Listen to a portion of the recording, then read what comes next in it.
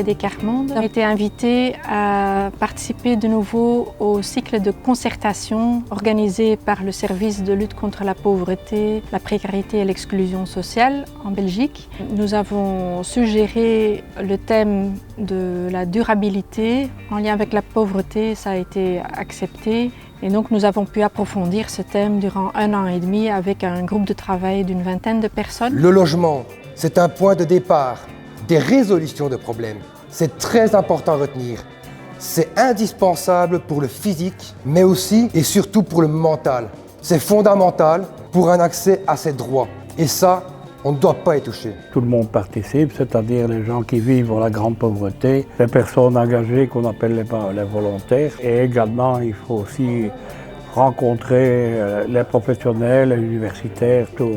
On aborde le thème de la durabilité et pauvreté à travers différentes thématiques, dont le logement, l'alimentation, l'énergie, le travail et l'économie, ainsi que l'accès aux soins de santé et à la nature. Et c'est important de discuter de ces thématiques-là parce qu'elles sont toutes liées à des objectifs du développement durable. On se rend compte que les différents thèmes sont malgré tout liés entre eux, mais pour approfondir, pour avoir des projets pratiques suffisamment défendables, il vaut mieux travailler en petits groupes pour rassembler les arguments irréfutables.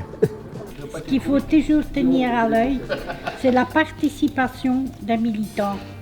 Et quand moi je dis participation, je ne parle pas faire un débat, du début jusqu'à la fin. Ce qui veut dire pas entendre au début, et au milieu du truc, bon, on vous a entendu, on va décider. Laissez ceux qui ont parlé aussi décider avec.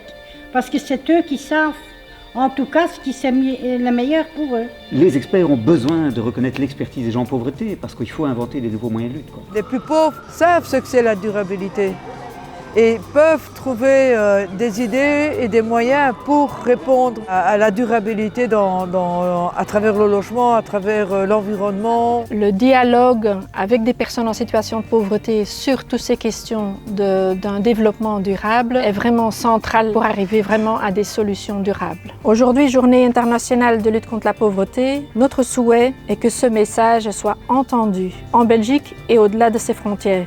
Nous demandons des politiques structurelles et durables qui agissent sur les causes de la pauvreté et des inégalités.